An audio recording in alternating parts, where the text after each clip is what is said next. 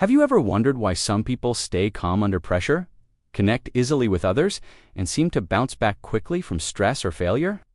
It's not always about IQ. It's not just knowledge or talent. What you're seeing is emotional intelligence. Emotional intelligence affects every part of your life, and most importantly, it can be measured and improved. Whether you're a student, parent, employee, or leader, emotional intelligence is a skill that can change your relationships, your decisions, and your future. Emotional intelligence, or EQ, is the ability to understand, manage, and express emotions both. Your own and others' single quotes. Think of it as your inner guide for how you handle feelings, how you react in tough moments, and how you connect with people. The term emotional intelligence was made popular by psychologist Daniel Goleman in the 1990s. But the concept has been around for centuries. People just didn't have a name for it. IQ is your ability to think and solve problems. EQ is your ability to feel and connect with others. Both are important. But EQ is often the difference between success and failure in real life. Why is EQ so important? Most of life's problems are emotional. Think about arguments with loved ones, stress at work, lack of motivation, or even anxiety and depression. These aren't problems your IQ can fix. That's where EQ steps in. People with high emotional intelligence are better at managing stress, building strong relationships, communicating clearly, solving conflicts, making better decisions, and staying motivated even after failure. Studies show that people with high EQ earn more money, are better leaders, and live happier lives. In relationships, high EQ means fewer misunderstandings, deeper trust, and stronger emotional bonds. Let's talk about the 5 key parts of emotional intelligence. Self-awareness. This means knowing what you're feeling and why. Ask yourself, am I angry, or am I just tired? Am I sad, or just feeling rejected? People with strong self-awareness don't react blindly. They understand their emotions and where they come from. Self-regulation. This is your ability to control your emotions. It's not about suppressing feelings. It's about expressing them the right way. Self-regulation means staying calm in conflict, thinking before acting, controlling impulses, and adapting to change. Motivation. This is the ability to stay focused, optimistic, and driven even when things get hard. Emotionally intelligent people have internal motivation. They don't give up easily. They find meaning in what they do. Empathy. Empathy is feeling what others feel. It's about truly understanding someone else's perspective. It helps you be a better listener, respond with care, connect emotionally, and support others effectively. In leadership, empathy builds trust and loyalty. Social skills. This is how you manage relationships. It includes communicating clearly, managing conflicts, working in teams, influencing people, and building rapport. People with strong social skills bring others together. They know how to navigate both professional and personal relationships. How can you tell if you have high emotional intelligence?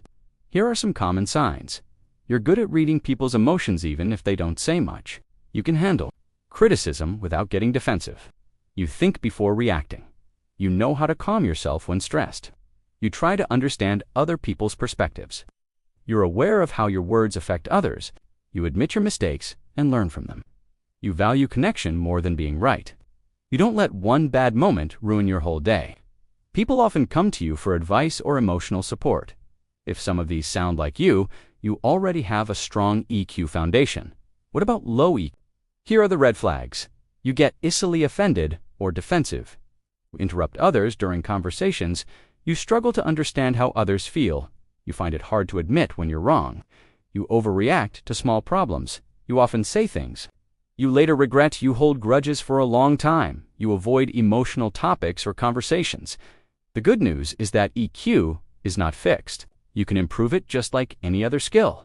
Here's how. Practice self-awareness. Keep a journal of your emotions. Pause and reflect when you're feeling strong emotions. Ask, what triggered this feeling? Why am I reacting this way? Control your responses. Use the pause button. Count to 10 before reacting. Practice deep breathing or mindfulness. Learn to express feelings without blaming others. Build empathy. Listen more than you speak. Ask open-ended questions. Try to put yourself in the other person's shoes. Watch people's body language and tone. Improve communication, practice active listening, avoid interrupting, use I feel statements instead of you always. Be clear and respectful in your message. Manage stress in healthy ways, exercise regularly, get enough sleep, talk to someone you trust. Avoid numbing with food, alcohol, or distractions. Reflect and learn from mistakes. Ask yourself what you could have done differently. Don't dwell, use every mistake as a lesson. Apologize sincerely when needed. How does emotional intelligence show up in daily life?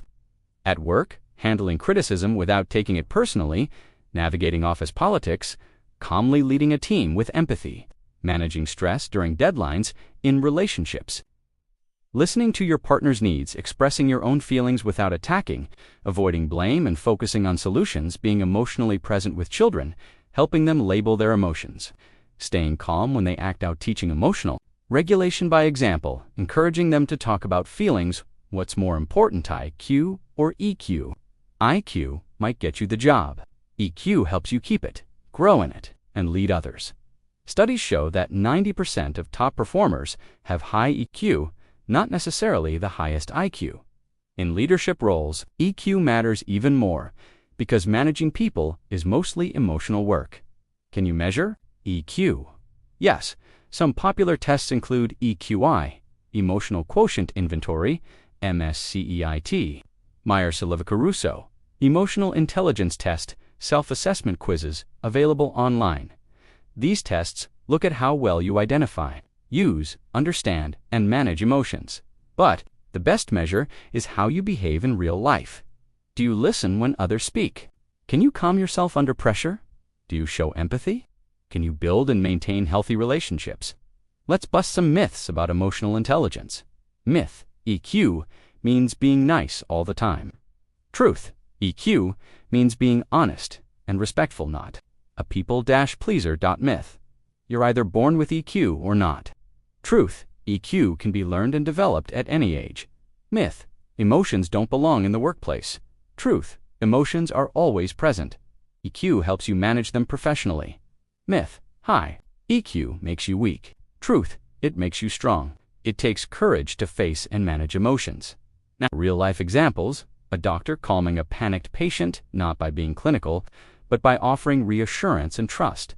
A teacher helping a shy child open up, not through discipline, but with empathy and encouragement. A leader handling layoffs, not through cold emails, but by speaking to each employee with compassion. EQ shows up in the way we treat others, especially in difficult moments. Emotional intelligence is not about being emotional. It's about being smart with emotions. It's about knowing when to speak and when to listen, when to push and when to pause. It's the hidden strength behind strong relationships, effective leadership, and inner peace. And the best part, you can build it. Start small, reflect more, listen deeper, respond with care. Ask yourself again, do I have emotional intelligence?